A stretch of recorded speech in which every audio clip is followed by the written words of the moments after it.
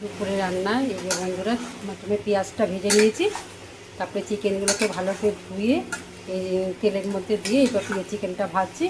আর এখানে যে মশলা করে রেখেছি, আদা, জিরে, ধনে, পেঁয়াজ, রসুন, টক দই, চিনি, হলুদ আর টমেটো সব কিছু দিয়ে মিক্সড করেছি।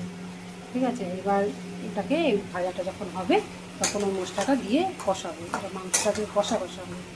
আর এখানে চিংড়ি মাছ ভাজা হবে, আর একটু কচুর দিয়ে তরকারি হবে। আর এখানে চিংড়ি মাছের ভাপা হচ্ছে, চিংড়ি মাছ দিয়ে সর্ষে সব কিছু দিয়ে ভাপা হচ্ছে।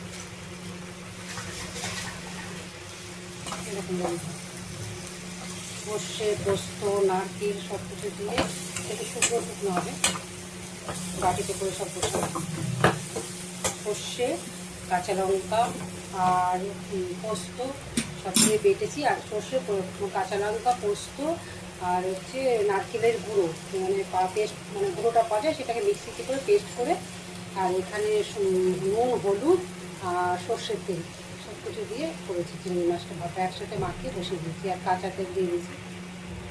ব্লগটা দেখতে পাচ্ছি বন্ধুরা, মশলাটা দিয়ে দিলাম। এবার এটা তো জল দেবো না, এটার সঙ্গেই একদম মশলা দিয়ে মাখা মাখা হয়ে এটা কষা কষা মাংস হবে।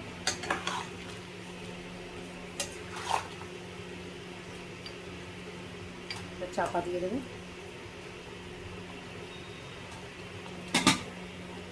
দুপুরে খাওয়া হলো চিংড়ি মাছের মানে ভাপা, চিংড়ি মাছ ভাজা, উচ্ছে আলু ভাজা, এখানে হচ্ছে চিকেন,